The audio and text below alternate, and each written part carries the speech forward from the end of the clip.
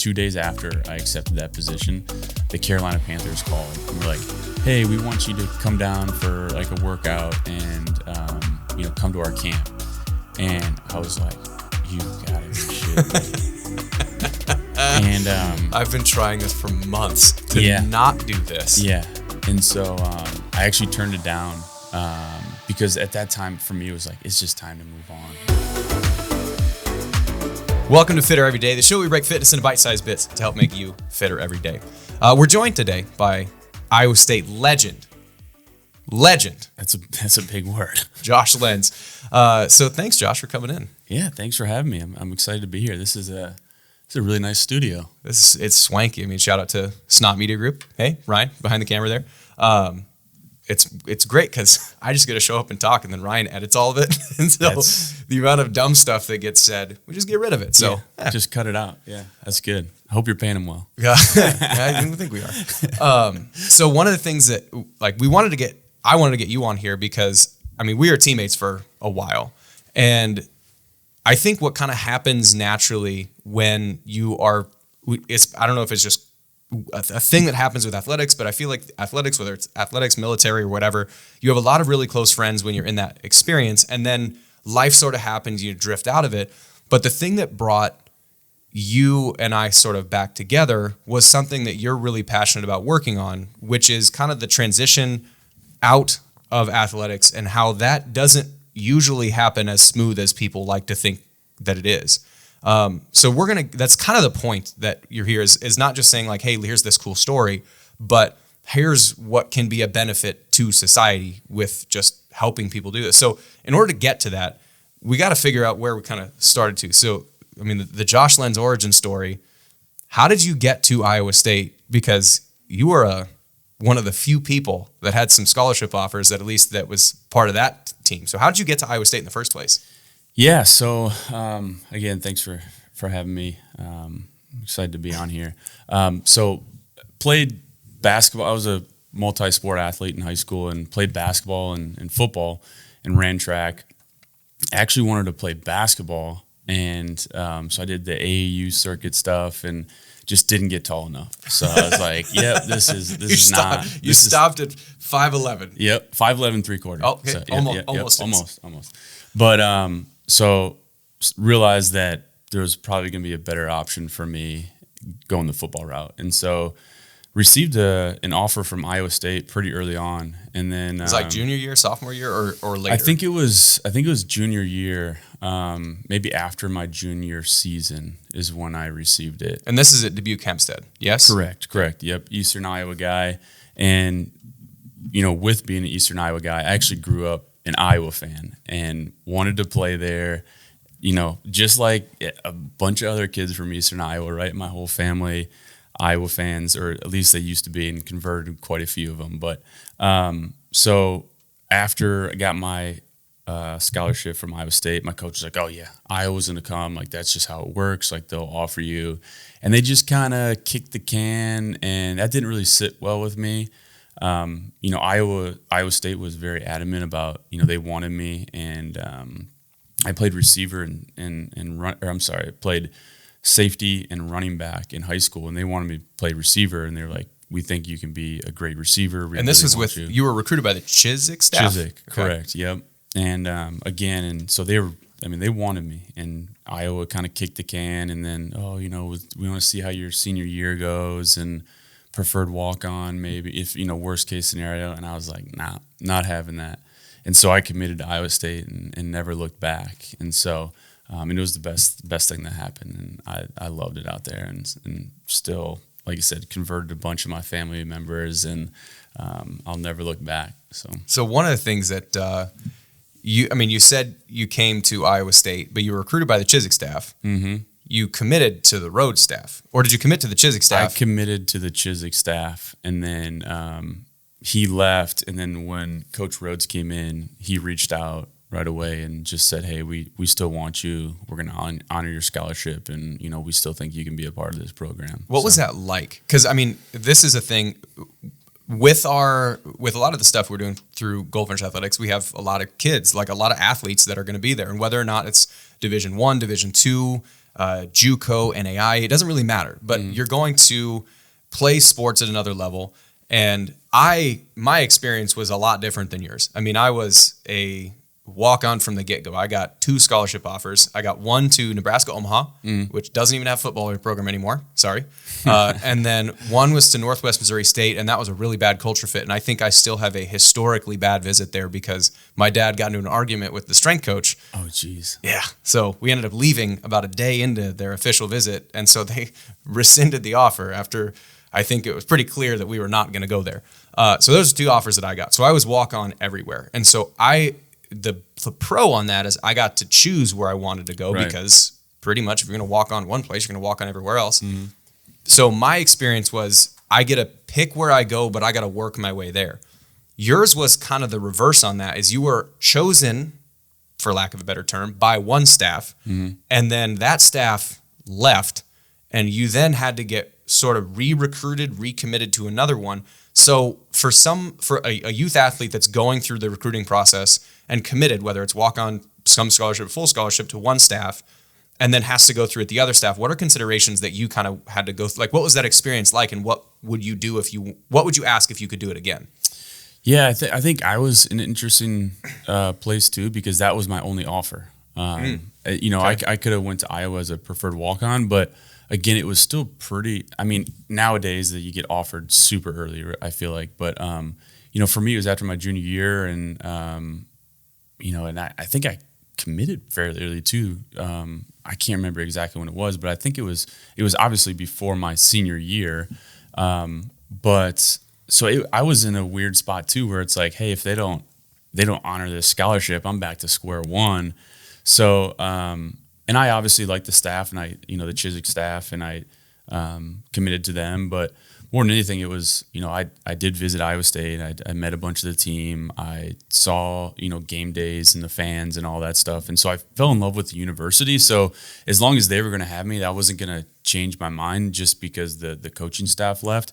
And it does play a big piece of it. But when it comes down to it, you're committing to a university rather than like a coaching staff. Because, depending on how you look at it, a coaching staff could be there one year and gone the next, but you're committed to that university, right? And so that's just the way I looked at it. It was a kind of a shock when they left, and I was like, oh boy, what's going to happen? But after I was thinking about it, I'm like, well, I'm an Iowa kid. I visited here, I committed here. Whoever ends up being here is, I think it's going to be a good fit, and it ended up working out well. And I didn't have a ton of options. So, you had Iowa State or nothing. So, go Cyclones in that. Yeah. Because I can't remember, when did he leave? Chiswick? He would have left after our senior year. It was December it was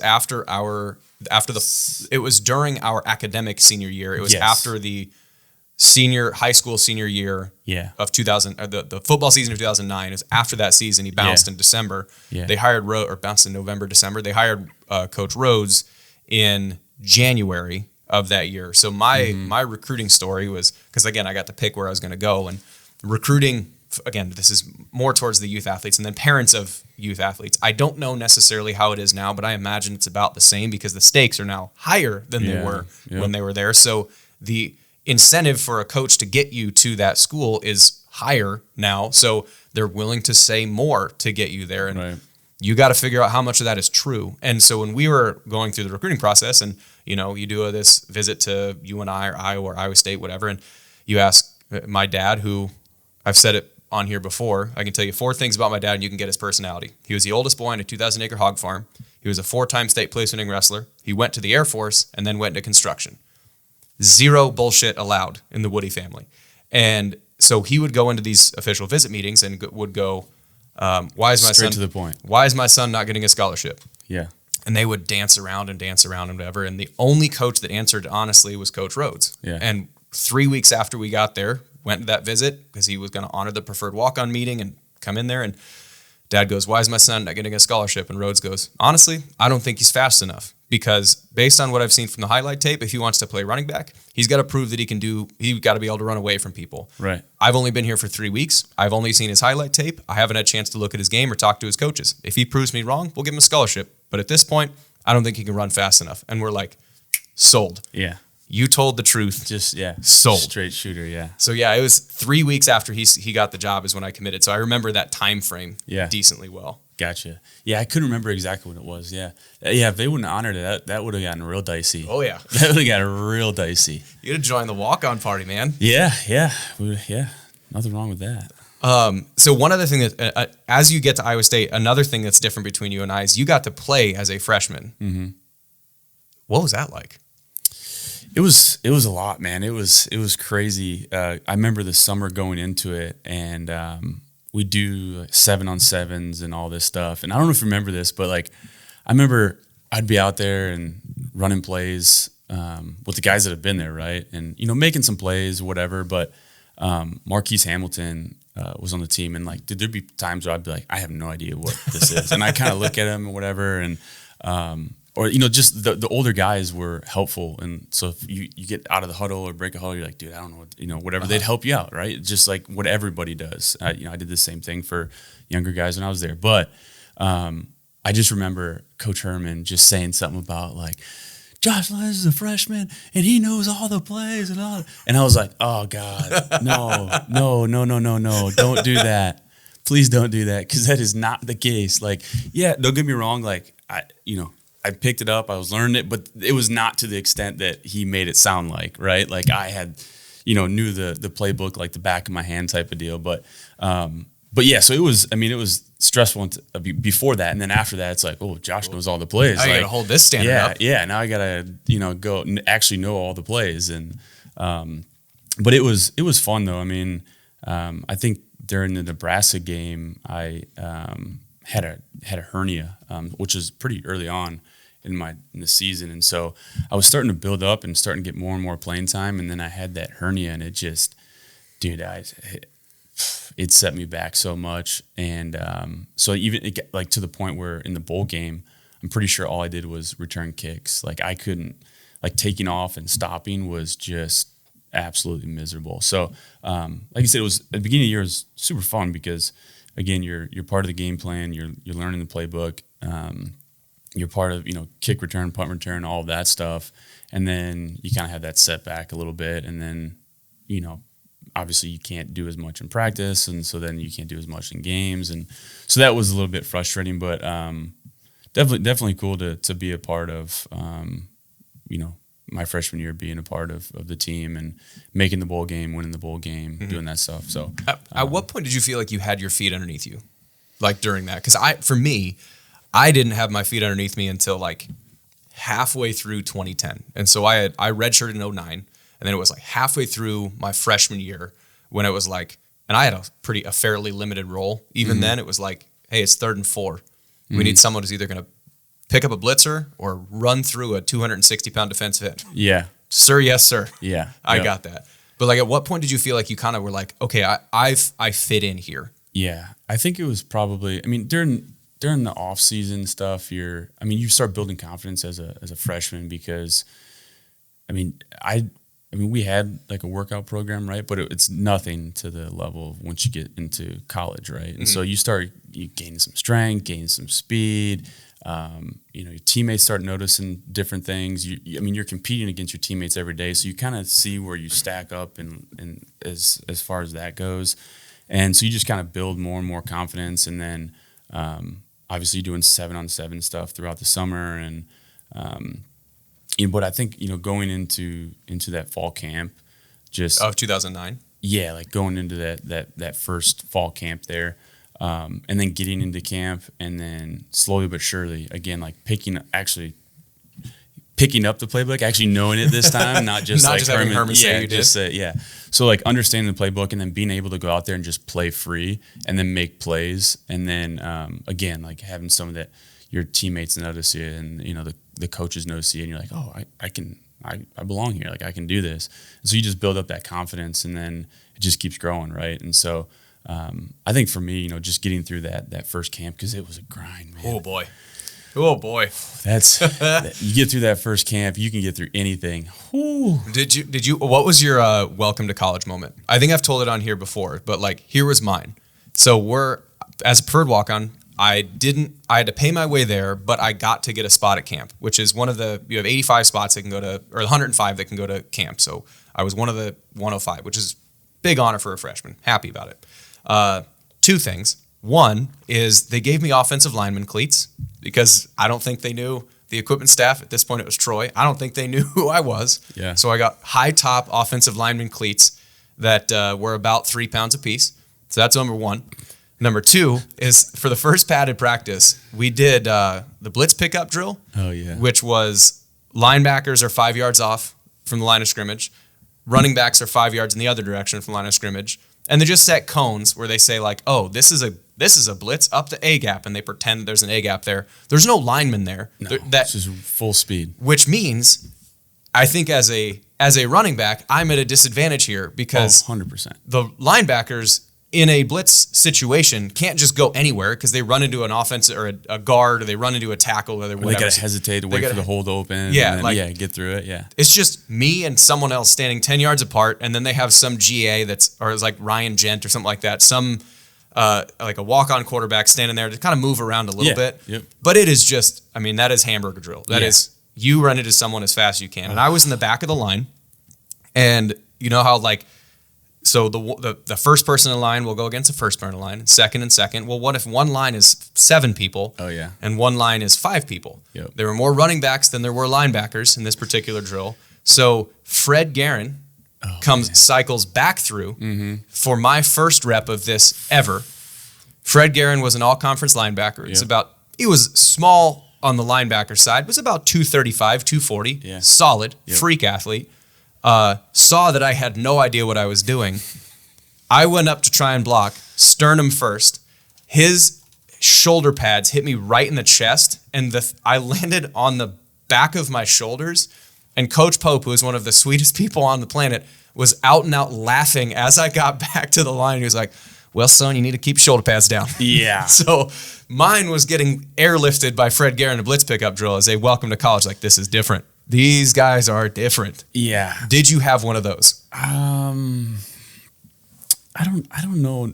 Nothing like jumps out at me at the top of my head, but I think it was more like, for me, it was more the like just adjusting to like, this is my job now. Like that for me, like understanding like this isn't just like a college experience. Like you're gonna go and like you hear like all your friends are like out having a good time, whatever. Like you're here for a job, and like that's it. And so I think that for me, that was the biggest adjustment, is getting into like that mindset. Like, no, this is what it is for like 4 years, and like you're here for a job, and that's to play football.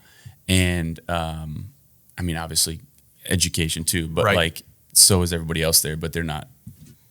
Yeah.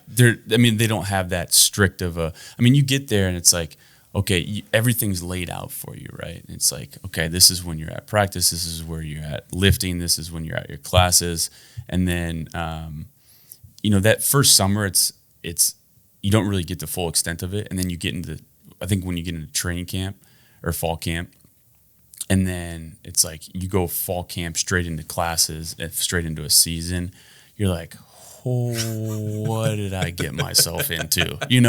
It's just like, because in the summer you have your camps or you have your workouts, and then you have a few classes, but you still have some free time. But you get into that fall camp, straight into school and straight into the season. I mean, there is literally zero time. I remember used to just cherishing like 20 minutes, like getting back to my room and taking like a 20-minute nap before we had to go to practice. And that was like, oh man, I got 20 minutes. I can take a nap. This is going to be great. And so I think for me, it was more that of just like the realization of like, man, this is the real deal. Like this is a job. This is, I'm here to play football, and this is, So I think for me, that's really what it was. It's more the scheduling that. Yeah. It wasn't one sledgehammer moment. It was like a. No, don't get me wrong. I had plenty of those, like going against Leonard Johnson and bubble drill. I mean, it's the same thing as what you're talking about. There's no realistic thing that you have. This is not mimicking a game situation at all. this is giving a corner an absolute green light to go hit a receiver as hard as he can with no ramifications. Yeah, about a 10-yard head start, maybe 15, depends. And then, there's three receivers, and you're either catching the ball and you knew somebody was not going to block it, so you're going to get blown up while you're catching it, or you're going to get blown up trying to block. It was just it was a lose-lose situation. I'd imagine it was nice if Marquise was one of those guys that was actually out there blocking. Like, you felt a lot safer with Marquise Hamilton. Yeah, 100%. 100%. And then, like, as you know, too, it's right, as a freshman, you're trying to kind of earn your stripes, right? So you're getting all the reps. You're okay, I can go out there and I need to show what I can do and all that stuff. Someone's getting their helmet looked at, and you're like, hey, shit, I'll take the rep. Yeah. I'll go. Somebody's got to get up there. All right, I'll do it. I just did the last one, but I'll do it again. Yeah. So, But, I don't miss those drills. Oh, man. So, okay, so we're going to fast forward a little bit. So you've had some success at Iowa State. You got yourself to be in a position where you're going into junior, senior year as one of the guys that is looked at as a team leader. You are looked at as one of those guys that is talented enough to potentially play at the next level. What was your thought process going into your senior year? Because you didn't redshirt, you only had 4. What was that like for your final season, and then the thought process into, do I want to play at the next level? Because, again, to contextualize that question for sort of the listener and sort of for you, when you're good enough to play at a college sport, I don't care what level the college sport is, you're already in like the top 5% of all athletes. And in order to get there, you have to really love doing that thing. So anybody that's playing that high of a level of a sport, that's their life. You know, like you're going to practice and then you're going home and you're watching film and you pretty much love doing it the entire time. It is just everything that you wanted it to be. And so the thought of not doing it, at least to me, never crossed my mind until I got to be almost towards the end. But it's still this dream when, when you ask a 5-year-old, what do you want to be when you grow up? Kid that has the dream that we had, you want to be a professional athlete. Yeah. And then you get on the precipice of that. I recognized that I sort of had a chance to play at the next level, but the position that I would have played would have been fullback. That my skill set was fine for that. It wasn't great for that. I was a better ball carrier and special teams player than I was a fullback. And also, my neck started to hurt, my knees hurt, my back hurt. So I started to have to make the decision: do I want to do this anymore? And make the choice and kind of come to that reckoning. You were able to play at the next level. So what was the senior year like, and sort of wrestling with the question of, do I want to do this continuing going forward, or did you even have that question? Honestly, I don't think I even had that question. It was, in my mind, it really wasn't a question. I was going to do it. I'm going to the league. Yeah. Like I know I'm going to have a shot. And, I think throughout my time at Iowa State, I knew that I could put up good numbers like during the pro day to get me at least to a camp. And so there was no, I'm like, I just get me in a camp and we'll make it happen. And so, obviously I would have liked to have better numbers my senior year to help out a little bit with that. But I was fortunate enough that we, during our pro day prep, we have a great program. And so CO, Clayton Oyster, does like an amazing job, him and Yance. And so I knew, I was like, man, I'm going to be able to put up some good numbers at pro day. And so it never really even crossed my mind. What was your 40 time? 4.34. Laser or hand? I think that was hand. Yeah, that was hand. That's still flying. Yeah. It's fastest white boy in the West. Yep. So, so that, like I said, it really wasn't, I was just like, I just need to get into a camp. And it was also interesting too, because like you said, I didn't redshirt. So I had, about 6 credits I needed to finish up. So I'm like, I'm going to give this thing a shot. I know I'm coming back anyways to finish up. So worst comes to worst, it doesn't work out, I come back, I finish up, right? Like there wasn't as much of like the pressure to like, it's now or never, right? Whatever. Like I'm going to do this thing and I'm going to give it my all. And if it doesn't work out, I got to come back and finish up anyways. If it does work out, I'm going to come back and finish in the off season. So, I kind of had that fall semester to give it a go, and that's what I did. And so, but yeah, like I said, looking back, I don't think I ever really like questioned it. Really. Yeah, like you were going to play in the NFL regardless. It was just, there was never a thought process that it wasn't going to be that. Yeah. I like I said, I did have to reckon with that. But when you did actually so you were an undrafted free agent to the Colts? The Bears. The Bears, okay. Bears, yeah. Because you had a circuitous NFL journey. This is, again, to contextualize the question.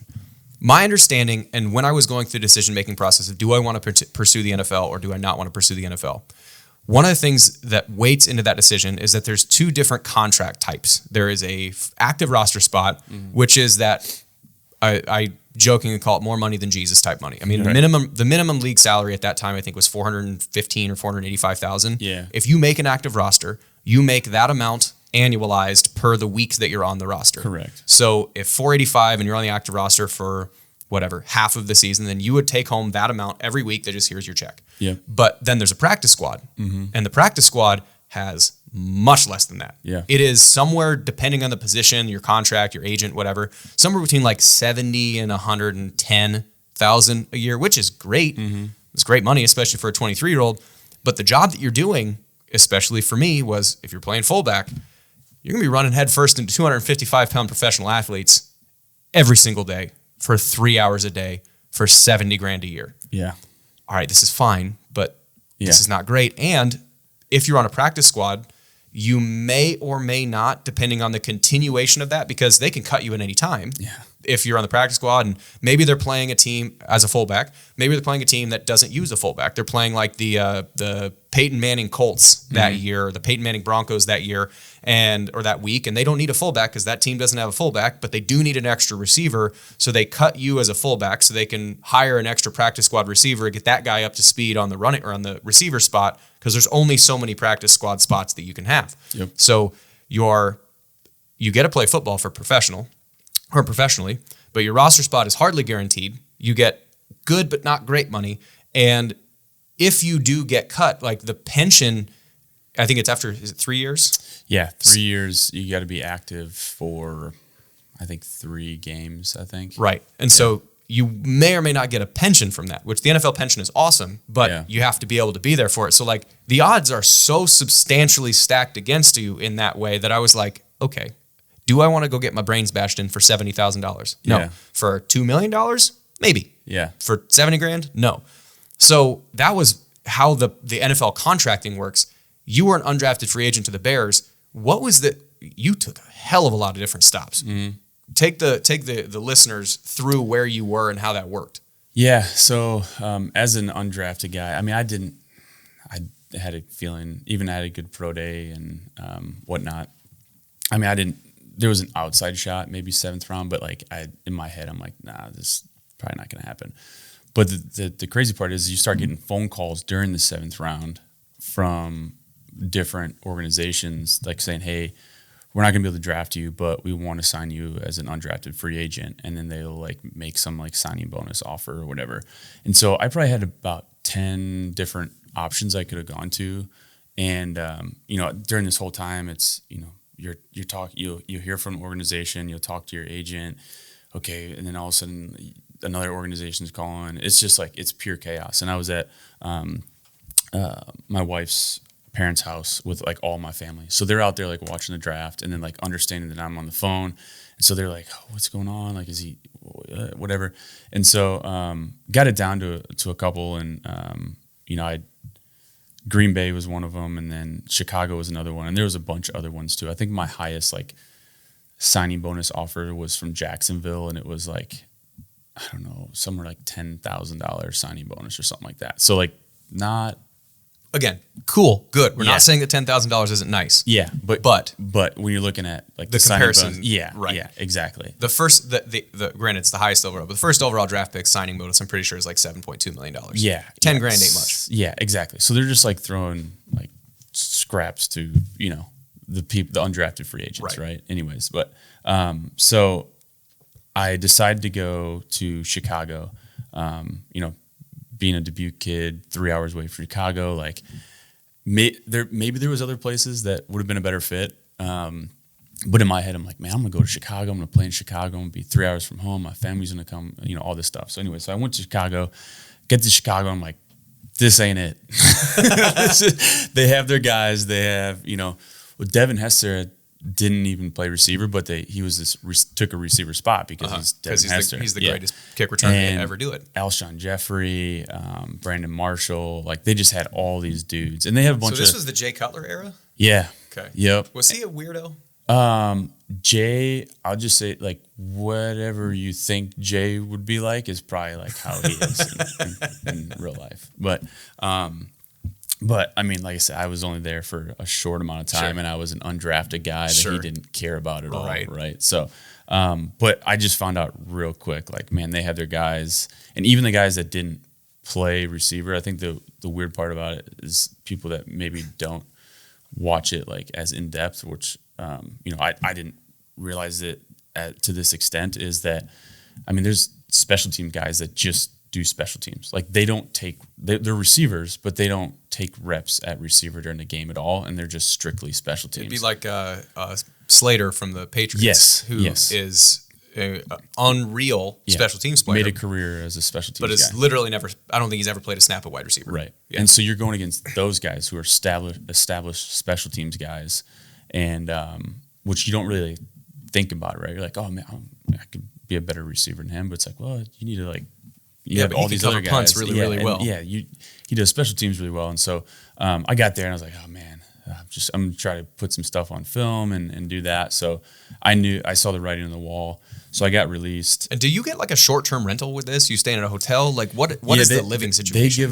They give you a you basically just stay in a hotel, and especially as a rookie, like you shared a hotel room with another rookie, and so you do that throughout, the whole summer that you're there, and then during training camp too. Like you share a hotel room during, I guess it's OTAs, and then during camp you get your own room. But we were like somewhere else, so you was living in a dorm room.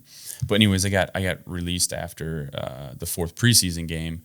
And then I didn't know if I was like, oh, that could be it. I don't know. Who knows? I'm just going to keep working out. I went back to Dubuque again because I need to finish up school. So it wasn't like I was looking for other jobs. I was like, I'm going to stay in shape, keep working out. So I just went back to Dubuque, living at my mom's place and working out at Loras College. Hey. Like just shout out Loras. But use their field and their, weight room and all that stuff. And I'd have my brother come up, who would have been, I don't know how old he would have been at the time, like 12 or 13, and just have him like throw me balls.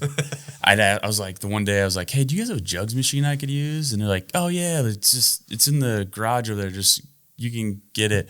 So I like open up the garage. I'm like trying to find that. I had to like pull it out. It was, plugged it in like all by myself. And I just like, my brother was just shooting me jugs machines, and like, he'd like shoot a bunch up in the air to catch punts and kickoffs and whatever. But so I was just doing that, and then about a month later, get a call from the Seahawks and to go out there for a workout. And so for those people that don't understand, so usually like you go out for a workout, and it doesn't really mean anything. You just go out for a workout, and usually you go through all the pro day stuff. So you do 40s, you do bench, you do vertical, like you run routes, all this stuff. What's the pressure like in that? It's pretty. I mean, it's pretty high pressure because there's multiple people there. Like you don't really know how many spots they're looking for, but in this instance, it was me and two other guys, and they were built like you that paid the same position. Yeah, exactly. And so, and you don't really know if they're going to sign anybody or what they're looking for or anything. You're just out there to work out, and so you work out, and I ended up getting signed to the practice squad after that one. And so I was there for, a couple weeks. Just again, I think usually when you go somewhere, they give you they give you like a week to find a place, and then it's on you. And so I stayed in a hotel, and then I found like literally like a studio. It was a studio apartment in a hotel is what I paid. And it was in Seattle, so everything was super expensive. Uh-huh. And so I do that. And I was there for 2 weeks, and to your point, it's like based on the weeks, like Seattle was one of those teams that just rotate their practice squad. Yep. And because so they're playing a team that plays a spread offense this week, and they need a couple extra wide receivers. Well, hey, you're going to be playing, the fill in the blank. The next team, it's a powerhouse downhill running team. Well, we need 2 more tight ends and another fullback and an extra running back. Sorry, receivers, get out of here. We'll call you if you need you. Exactly. And when I was there too, you're not just doing like practice squad receiver stuff. I was playing safety. I was playing corner. Damn, they do receiver. Dude, I was playing everything. It was the most tired I've ever been in my life. I was like, you get done doing scout offense, and then you're on scout defense, and you're wearing like a jersey. Oh, dude, you gotta put the penny on like you're in junior high. Yes, dude, it was a grind. It was an absolute grind, and every place is different, but Seattle was like the most like that. Like you were, like I said, I played both ways, like full. It was, it was a grind. That's fun. But I was there for 2 weeks. I get released. I go back to Dubuque because my agent was like, he's like, they rotate practice squad guys. He's like, get a place out there. I'm like, dude, I've only had 2 practice squad checks. I'm not about to stay out here and be like, let's pay $3,500 for an apartment. Yeah, why not? They rotate, so I'll be back.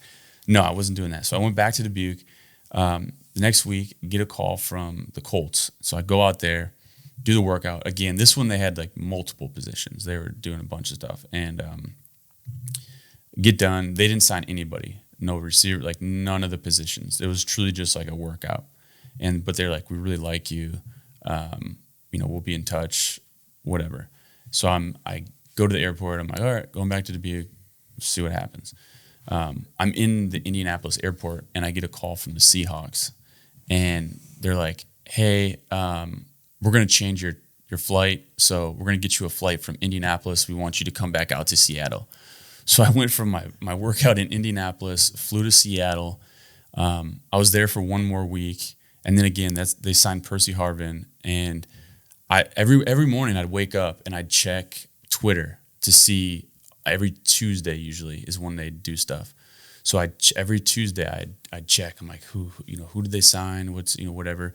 And I saw Percy Harvin, and I'm like, well, better start packing my stuff. And sure enough, I get a call, shortly after that. Hey, Josh, so-and-so wants to talk to you. Bring your playbook. And I'm like, okay, I'm out of here. And then after that. So you were in Seattle for what, 2 days?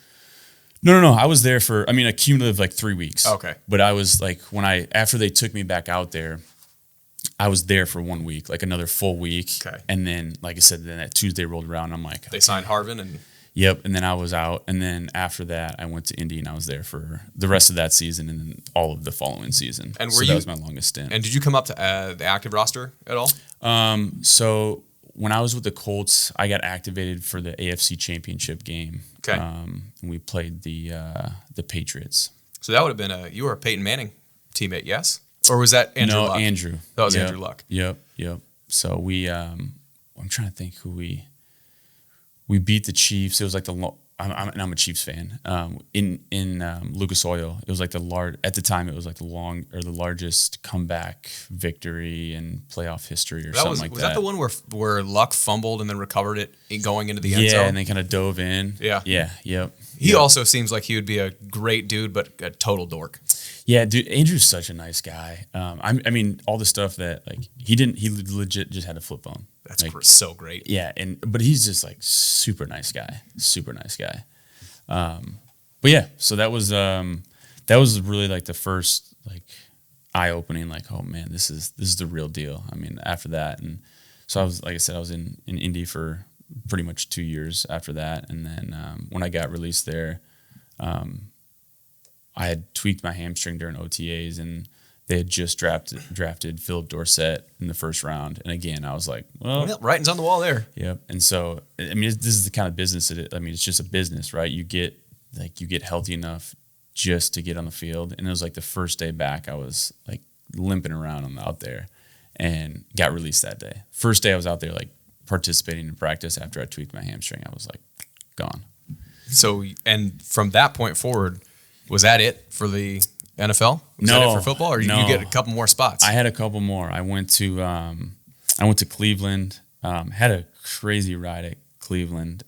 Actually did really well out there, but the city and the fans just like loved me. And I don't know what it was. It was like I got released out there and like everybody lost their mind. Like because it was after the preseason. And I mean, I loved it. I mean, it was a cool city, and like all the fans were awesome because I was just like this undrafted guy, and like, oh, you know, he's making plays and doing this stuff. And so when I got released, it was like everybody lost their mind, and it was really cool, but it didn't make me feel any better. Like I was like, I'm still driving back home. Your sentiment does not get me a job. I appreciate it, but I'm still without a job. But no, it's crazy because there's just so many other things. Like you can have the best preseason ever, and there's just so many political things that go on behind the doors that like they have certain guys in certain positions, or certain guys are guaranteed certain amounts of money, and I'm not guaranteed anything, right? Like I was just an undrafted guy, so they had nothing invested in me. So I guess short stint there, I was like OTAs, then all the way through preseason. And this would have been your third season out of Iowa State. This was this was the third the traveler season. year, then the year with the Colts, and then cut by the Colts, signed by the Browns, and then from the Browns you go to Houston. Okay, so I was in Houston for a majority of that third season, and then going into OTAs, and then going into my fourth season. So I was in my fourth training camp, and I messed my shoulder up. I messed this one up, and then I messed this one up, and then again it was one of those deals where it's like got on the field. It was during the preseason, and got on the field and messed this one up, and then they did like rehab, and they're like, okay, we're gonna suit you up for the game. Didn't play one snap. They didn't put me in once because they didn't want me to like re-injure anything, even though they weren't like great to start. Like they were not like fully. They were just like, okay, you're good enough to get on the field. Yeah, and you have enough bandages on your shoulders that they're not going to fall I got off. like 2 braces on them out here looking like a linebacker, right? Like, and so didn't touch the field, and then got released right after that. And what a life. And so then after that, I had used up, at that time, you had a limit of 3 practice squad seasons, where now it's like unlimited. But at that time, you could only be on a practice squad for 3 seasons. And so I had used that up, and I knew, I was like, well, nobody's going to pick me up and put me on the active roster. With 2 injured shoulders. Yeah. And 1 active roster. Yeah. And so it was like, I spent basically that 4th season looking for jobs. And that was when it was really like the realization, like, man, this could be it. Like it was a grind, like not knowing what was next or what I even wanted to do. Right. And so I spent a lot of time just applying for jobs and, you know, submitting applications and interviews and just trying to find my way, really. Because you hadn't ever even considered that this was going to be an option. Yeah. And yeah. I mean, it sounds insane to someone who's not been this deep in the weeds before, as far as like you're living a dream. Yeah. I mean, you ask a 5-year-old, what do you want to be? And I want to play in the NFL. Mm-hmm. You were. Yeah. So like you're 25. Yeah. And now you have to figure out, like, all right, that dream is over. I accomplished the one thing in my entire life that I've wanted to do. Mm-hmm. Okay, that there's a thing that comes after this. Yeah. And that process from being in the dream world, it's everything you wanted. I mean, maybe not everything you wanted. You want to be on an active roster, but like you got to play in the NFL for 3 years. Mm-hmm. Now what? Yeah. So how did that, I mean, take us through the next couple years after that, because I think that's where we get into the kind of the point, the best thing that we can, I think, provide to especially young athletes or college athletes or wherever. So what were the next few years like, trying to figure out where your footing is now that this dream, the only thing that you've ever known for sure, is gone? Yeah.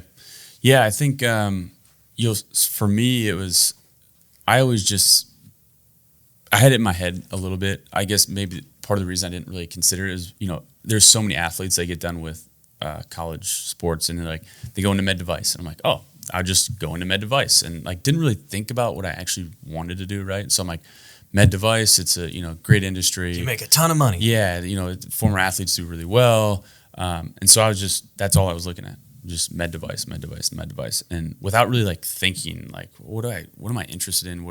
Because I've never thought about that before, right? You're a football player. You're interested in football. That's what I do. Yeah. And so I was, and I guess at that time too, I was doing some coaching on the side, like some like personal training for like athletes Sure. or like receivers and stuff like that. And I realized pretty quick that for me,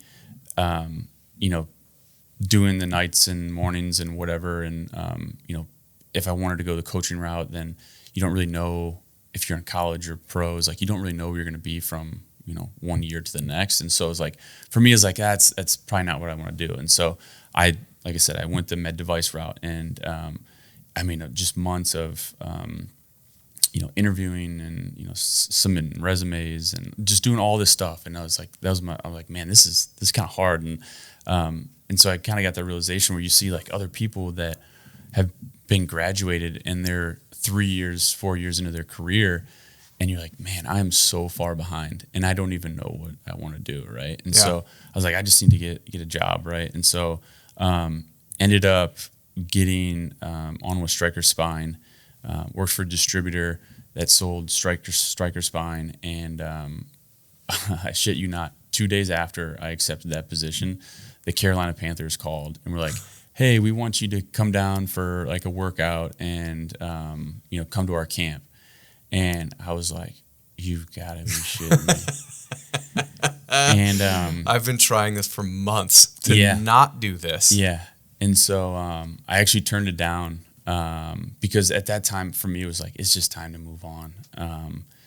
I saw how hard and how long it like took just to get that job offer, right? Mm-hmm. And without having any experience, I'm like, I need to start getting experience. And I felt like I was so far behind. I could have gone down there and done great, made the roster. I could also gone down there and gone been for released. 1 week. Yeah, 1 week and gotten released, and then I was back to square one. And then on top of that, my wife Janelle and I were expecting our first, she's going to be 6 in August, but at that time she was due in August, so that would have been during training camp. So I could have potentially like missed her being born. Like I would have been in training camp when her due date was. So just all those things combined, I was like, it's time to move on. Yeah. And so went the medical device route and did that for a year. And that's when we decided that we wanted to move back to, that we were living in India at the time. Okay. And we wanted to move back to Iowa. And when I think Kinley was about 10 months old, and like we're both from Dubuque, and this is where our people are, so we wanted to get back here. And I didn't have anything lined up, and so that's when so I reached out to my boss, reached out to Stryker, and they're like, we have one rep here, we don't have enough business, and so we're gonna there's no opportunities in Iowa with Stryker. And so Jake Knott was working for like an IT reseller here, and he was moving back to Kansas City. And so he's like, hey, I'm moving back to Kansas City. They're looking for somebody to backfill my position. He's like, you can try it if you don't like it, whatever. It's a sales position. And I was like, okay, perfect. So knew nothing about it. Just like, again, it was just like, it's, IT, you can make good money, like it's a good company, like whatever. And again, didn't like think like anything. What do I want? Yeah. Will I enjoy this? Yeah, exactly. And so, just kind of did that without really ever like career after career, right? It's just like not really sitting down and being like, what am I looking for in a job? Like, what do I want to do? What am I interested in, right? And then I was fortunate enough to get on with True North, and was with them for 4 years, and currently transitioning to still insurance, but another on the carrier side, and but was fortunate enough to get on with True North and like learn the insurance industry and really like the insurance. But I feel like I was in a place where it was like the first time where I was like, what am I looking for? What am I interested in? What do I how can I help people? And like for me, it was sitting down. It's like I want to be able to make a difference, right? And so being able to sit down there and figure out how I can make an impact and do those sort of things. And then that's when you and I really kind of reconnected too, is getting on kind of just telling the story and going through that transition, right? Because during that transition, it's like you don't explore anything, and there's almost like a loss of identity. You're like, who am I? What do I want to do? Like I've literally never looked like for the longest time you're laser focused on, I'm going to be a professional athlete. This is what I said I was going to do, and this is what I'm going to do, and you do it, and then all of a sudden, like, it's just over. Yeah, and you're like, what? Like, who am I? Well, and one of the things so there's two things that come to mind when you're talking about that is when you're an athlete, there are a couple things that kind of naturally come about, which is in order to be that successful, you have to be pretty driven, and you also have to be pretty goal oriented. Like, I'm going to do this. I will work to do this. I did this. But it comes with naturally setting something out. There's a carrot to go get there. I want this playing time. I want this all conference recognition. I want this many stats, or I want this many wins, or whatever. There are goals to set out there because sports are objective. It's a win or a loss. It's a touchdown or it's not. It's a reception or it's not. And there's all these objective things that you're used to that world. And that even with the NFL, like, yes, there's jobs that come and go, but it's like, there is such an established system. It's such a small, narrow system that is, I am on a practice squad this week. Yes or no? Check. Got it. There's a carrot to run after. Well, life doesn't exactly exist that way. And the one of the struggles that at least I found was when you're done playing, you're trying to look for, what goal do I want to set out there? Because I don't know. Is this a good thing? Like, wins are good. Receptions are good. Touchdowns are good, depending on what side of the ball you play. And you say, all right, I want to do this. Well, now what do I do? What goal do I set to do this? So now I'm just this driven machine. I got this Ferrari of chasing goals that doesn't have a road to run on. So you feel like you walk into the garage every day and you look at this Ferrari and be like, what a waste. Yeah. Because there's nothing. You're not doing anything with this. And then you feel bad that thing's in the garage, that this goal-setting machine that you have isn't doing shit. Yep. And now because it's not doing shit, you feel worse, and you're farther away from finding the road that you want on, and then you feel worse about it, and then you're farther away from finding the road you want, and then you feel worse about it, and then it just continues to move down that little spiral. And so I found that it took a long time to recognize and build the mechanics in me that the world is full of gray. Sports are black and white. It is, but understanding what do you actually like, and where are you setting your target, independent of what everyone else is setting their target to. I don't know if that was an experience that you had when you got done playing, is that there's just this whole world of stuff that you can do, and none of it's good and none of it's bad. Yeah, I think the biggest thing for me, just by being in that industry for so long, was the day-to-day, right? And it goes back to, when you first get there, it's a shock, like, oh my gosh, they're like telling you where you need to be, what you need to be doing, all this stuff, like, all the time. And you're like, that's a lot. But then you do that for, 7-8 years. And then it's gone. Like, it's just like, one day it's just gone. And you're just like, okay, now, like, what do I do? Like, I've always had like this routine of like, okay, this is when I work out. This is, breakfast and lunch and, second workout, or like practice and, going to bed, like all this thing. It was just so structured. And then all of a sudden one day it's just gone. And you're just like, oh, okay. What does this look like for me now? Like, what do I do? And it was kind of crazy because it's even like working out. It's like you work out like as your job for so long. You're like, nobody's telling me I got to work out. This is great. I'm not working out, So it's like, it's all these things that, like nobody really tells you, like you always just think like, oh, it's, I don't know. I think there's always a piece of you that knows this, like not forever, but nobody prepared you for it. Right. It's like, hey, when this is done, like, have you thought about like what your day-to-day is going to look like, or like what career you're interested in, or like maybe what your new like fitness goals are going to be, because what you were doing is like, it's only for specific purposes. Right. And so I think that was like, for me, that was the biggest thing. And I was just lost. I was like, I don't really know what the hell to do, or what, what I should be doing, or like, you know, I think at Iowa State they've done a really good job. I mean, because when we were there and we were done, there was really nothing in place like after you were done, right? Like even the NFL, like you're done, all the resources they had, like when you're in it, like you have all these resources. Boom, boom. You need this? Like, let me reach out to this person. You need this? Let me reach out to this person. But when you were done, it was like, where did everybody go? You know, it's like, what? I thought I had all these resources, and then it's just gone. You just got to, when you're done playing, have fun. Yeah, you just got to figure it out on your own, and like nobody prepares you for that, or nobody did prepare you for that. And I think that's what's really cool now at Iowa State is like, I know the football program is like, they have a program specifically for that, where they're helping the athletes start preparing, and you know, having that expectation of like, hey, this isn't forever, and when it's done, are you thinking of these things? Yeah.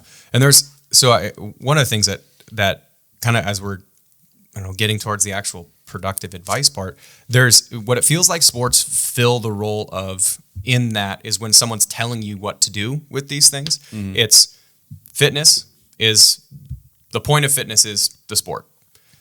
Your second thing is social circles is your social circle is the sport. Mm-hmm. The third thing is your career is the sport.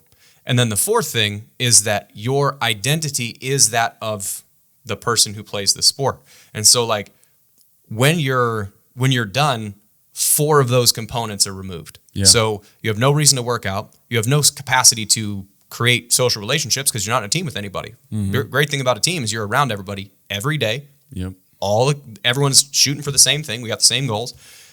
You don't have your job is now gone. So imagine being an expert in your field for 20 years, and then all of a sudden they say your position's been reassigned, and also you can never work in this field again. Mm-hmm. Good luck. Yeah. And then the fourth thing is then when you say, I am a blank, I am a brother, son, and father, football player. Like it's one of those identity things. So all 4 of those things are gone. And so like for me, if I had any advice to an athlete right now, it's to improve upon those 4 things while you still have football there, or while you still have your sport there. Mm-hmm. So like fitness isn't a job. Like it's not a thing that you have to do. It's a thing you get to do. Like find something, Pilates, yoga, dance, CrossFit, running, triathlons. I don't care. Like find something you actually like doing, because it's not something that you have to do. And when you view it as a lens of the only reason I work out is to be in shape for football or be in shape for volleyball or whatever, when that sport's gone and you don't have that motivator to do it, you won't. Mm-hmm. The second thing is find ways to make friends outside of your sport. And I don't mean to say that as in like shit on team chemistry, because you want you want to like your teammates. Yep. But you want to be able to build the structure of making friends with people. Yep. What's it like to follow up with a friend? I want to get lunch with you at noon. Okay. Hey, I'm busy. I can't do noon today.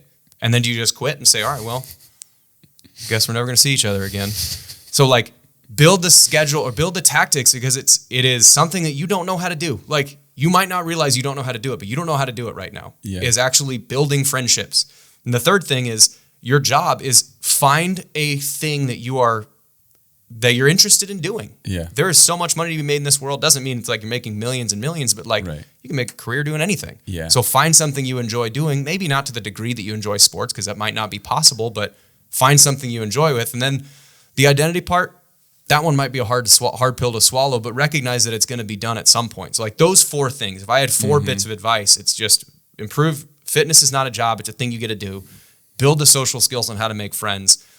Find a career that you're really passionate about. And then the last thing is understand that it's going to be done someday. So like identify yourself some other way in addition to being a football player. Yeah, I think those are all great. And I think the biggest one that I want to touch on that you mentioned too is just exploring stuff outside of your sport right now, right? Like if that's all you're into, and like for me, that's exactly what I did. I was like, I'm an athlete, I'm a football player, I'm going to play in the NFL, and I just didn't really I didn't explore anything else, right? Because I was like, oh, I'm going to go into med device sales, I'm going to do this, but I wish I would have just explored other things, like realistically, right? Yeah. Not like, oh, what does that look like, whatever. And your teammates might shit on you a little bit for it, like, you're painting? Yeah. Okay, weirdo. Yeah. Like, That's fine. Yeah, seriously, like just explore everything, because if you wait until, it gets so much harder if you wait until you're done, right? It's like, oh, now I have no time and I need to make money, and now I'm just going to take a job because I can make money and I don't really know if I'm going to like it, and like,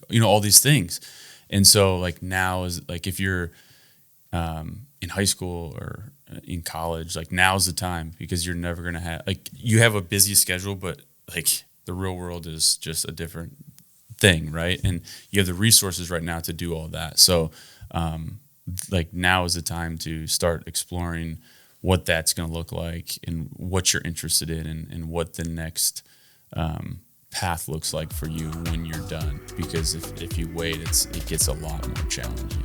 Yeah, I think that's as good of a place to end as any. So, hey, Josh, thanks for coming in, buddy. I appreciate it. Thanks for having me, man. This has been great. All right, thanks, everyone. Thanks for tuning in to Fitter Every Day. For more information on our programs, locations, or any of the content that we have to offer, go to www.goldfinchathletics.com. And if you want us delivered directly to your mailbox, go to the newsletter tab while you're at the website. For any information or links mentioned in this episode, check the show notes. We'll check you next episode.